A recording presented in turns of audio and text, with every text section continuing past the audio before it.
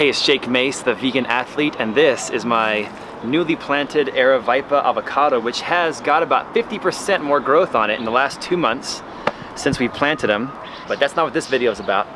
I'm here with my man Shamus O'Leary, and this video is about what is in between my pepper plant and my dragon fruit.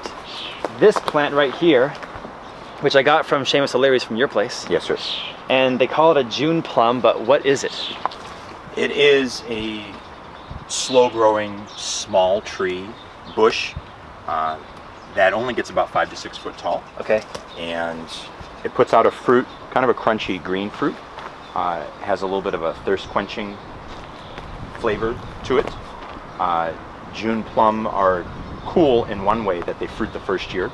Okay. So seeds that you plant this year, they will be edible by this time next year.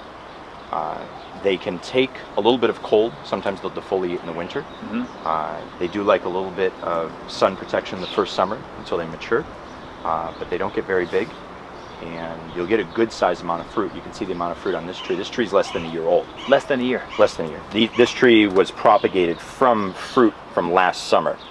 So this tree here is probably 9 months oldish, in that neighborhood. And you can see that you got some flower clusters going on there, so you're going to have some more fruit past that as well later this summer. These flower clusters, they grew after I planted them, so he's really happy. Yes, yeah, you got nice dark green leaves on there. That's probably from the fish water. We've been watering this guy with 100% fish water from my koi pond, and we also put a lot of heavy mulching here. You guys can see in the soil that underneath the leaves and wood chips, there's black, amazing soil down there.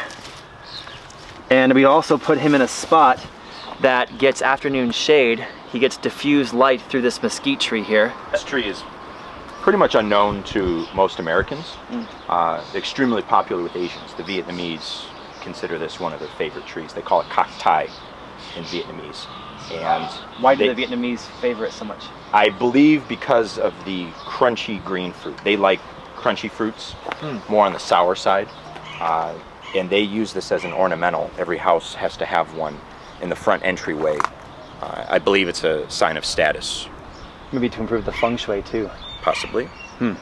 So it's called a kak tai. Kak tai in Vietnamese. Also known as dwarf ambarella, June plum. Like I said, a little unknown here, but extremely popular within the immigrant communities. So how will I know when the fruits are ripe? Just by trying one. Okay. Probably in another few weeks or so, you start to pick them and see how they taste. The other thing, in addition to the pond water, I've been hitting this guy twice a month with your foliar feed, the food that we put on the leaves. Yes. Yeah, you can tell how healthy it is by the dark green color on the foliage. Cool. Well, thanks for getting such interesting and unique and exotic plants and Thank trees. you for the hospitality. And thanks for the cocoa lychee drink. Whenever I see this man, I get delicious coconut lychee combo juices that feed my soul and my body.